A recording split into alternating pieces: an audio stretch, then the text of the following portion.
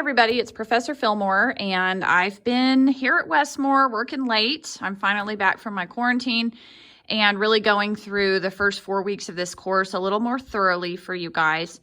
There are a lot of assignments. I'm just going to let you know that. When I hit week 3, I was like, my goodness, there was like 5 things.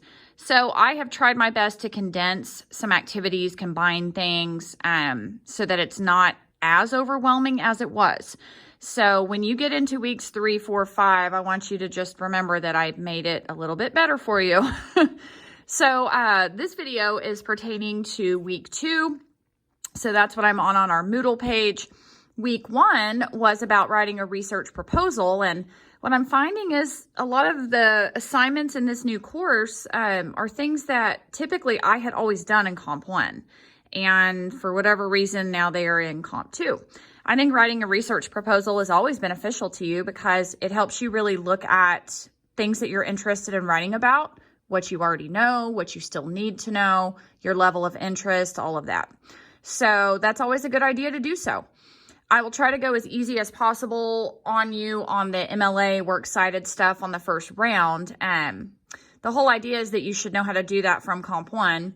I will say I still had students at the end of Comp 1 who were choosing not to follow MLA guidelines. And I also realized that other than, I think, 4 people in the class, I can't control who your teacher was in Comp 1, or you may have taken it a long time ago. And this is all stuff you're having to relearn. But what I did want to draw your attention to before we go into week 2 is that I made the choice to post some videos about citing and works cited on week 3, because week 3 is when you will be submitting your draft and final copy of the classical argument that we are about to really start working on. So when you hit week 3, if you scroll down a little ways, there's some videos here. So one video says what are claims, subclaims, and evidence, and that will help you on one of the assignments you're doing. But this video, the second one, says MLA style in-text citations, and the second one, MLA style works cited page. Those are really short videos from Purdue University's writing lab that can shed some insight for you. But I also want to make sure you understand you can go to the homepage link up here and then go to News Forum. And I believe they are dated October 21st. Yes, there's MLA basic formatting.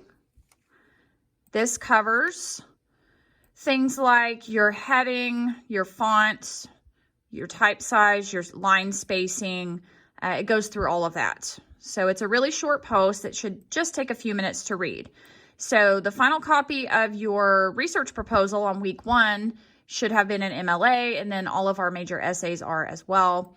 And then you also have a second post that was longer about research citing and making a works cited page. I covered all of that in one longer post. So I'm going to stop this video now. What works for me is to post them in short little bits and then kind of pick up and go to the next video. So we're going to go through this a little more closely here in just a second.